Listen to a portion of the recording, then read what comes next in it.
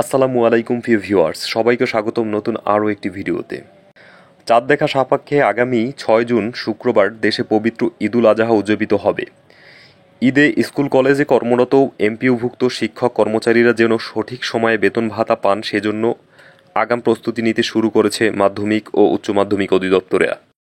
EMIS sell জানিয়েছে, ঈদুল আজহাকে কেন্দ্র করে আগামী 25 মের মধ্যে স্কুল কলেজে কর্মরতদের বেতন ও ঈদ বোনাসের অর্থের প্রস্তাব শিক্ষা মন্ত্রণালয়ে পাঠানো হবে।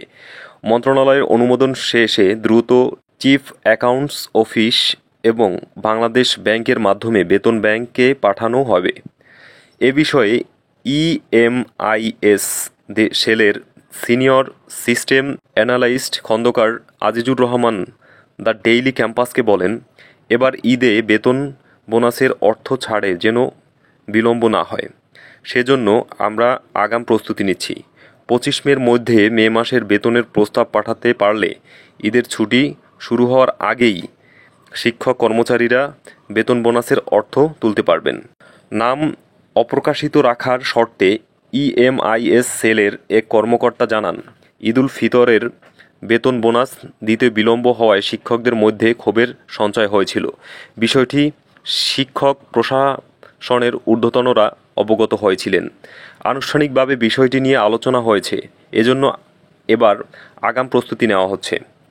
এর পরিপ্রেক্ষিতে গত 5 অক্টোবর বিশ্বের শিক্ষক দিবস ইএফটিতে বেসরকারি শিক্ষকদের এমপিওর বেতন ভাতা দেওয়ার ঘোষণা দেয় শিক্ষা মন্ত্রণালয়। প্রাথমিকভাবে বেসরকারি এমপিওভুক্ত স্কুল কলেজের 209 জন শিক্ষক কর্মচারীর অক্টোবর মাসের এমপিও ইএফটিতে ছাড় হয়।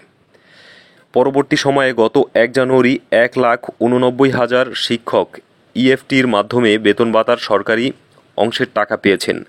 গতকাল বুধবার থেকে এসব শিক্ষক কর্মচারী মার্চের বেতন ও বৈশাখী ভাতার টাকা পেতে শুরু করেছেন। তো ভিউয়ার্স, এই ছিল আজকের ভিডিওটি যদি ভালো লাগে অবশ্যই একটি লাইক এবং পরবর্তী সকল আপডেট সবার প্রথমে পেতে চাইলে আমাদের চ্যানেলটি সাবস্ক্রাইব করে পাশেই থাকবেন। ধন্যবাদ।